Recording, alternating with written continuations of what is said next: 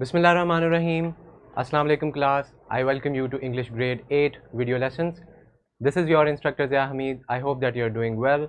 So today this is our introductory lecture to grade 8 unit number 1. The title is Role Model for Teachers. This is our lesson, and in this introductory lecture we will go through the different learning outcomes or students learning outcomes that we will cover in the upcoming video lectures.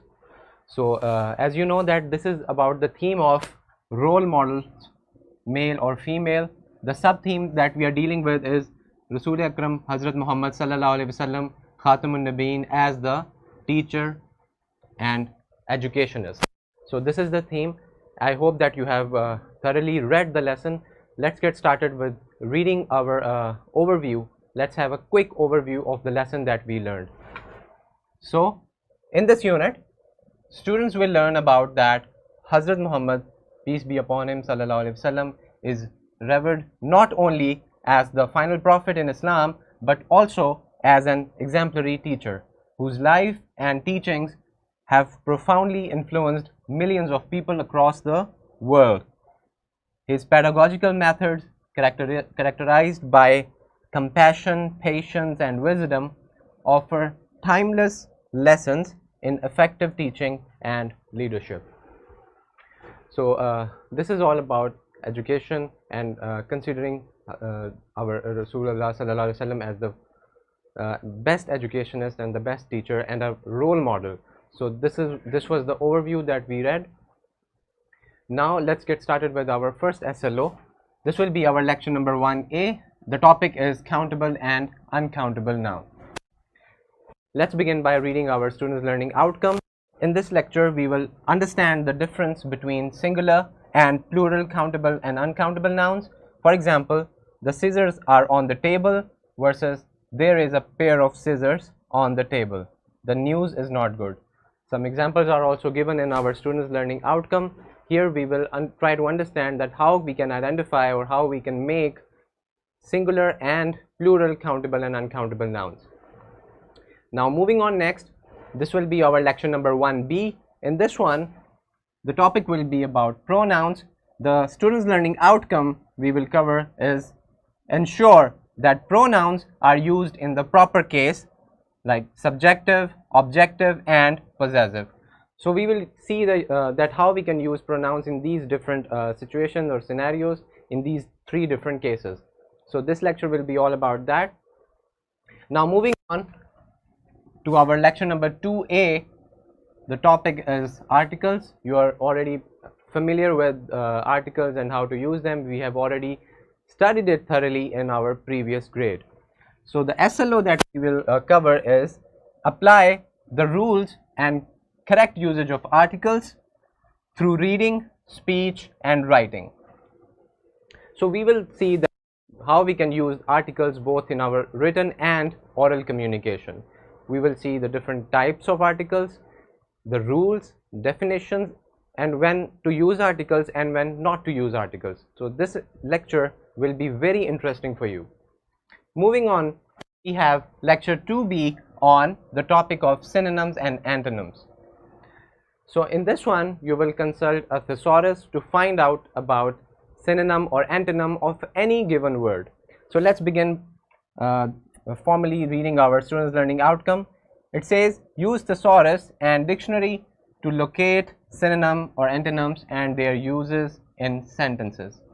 So we will be consulting both our dictionary, our thesaurus to locate that. As you know that in dictionary 1 or 2 synonyms or antonyms are given, but in a thesaurus, as we know, it's all about synonyms and antonyms. So we will thoroughly see that how we can locate them in a thesaurus. Now next one is our lecture number 2C, in which the topic is about abbreviations of parts of speech. So in this one we will try to identify that how through abbreviations we can find out whether the word is having a part of speech as a noun or verb on any and so on and so forth.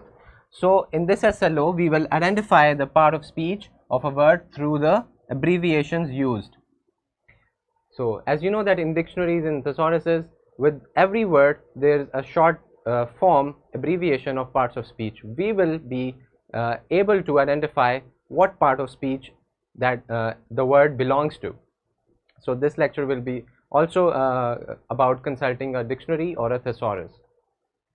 Now moving on, next on lecture number 3A, we have the topic personal response to a text. So let's read our SLO. It says, give an informed personal response to a text and provide some textual reference in support. So as it's very clear that we will read something and then we will review it, we will give a response that would be personal based on our opinions and our understanding, and we will also give textual references in our support, in the support of our answer. So now for lecture number 3B, the topic will be about summary skills.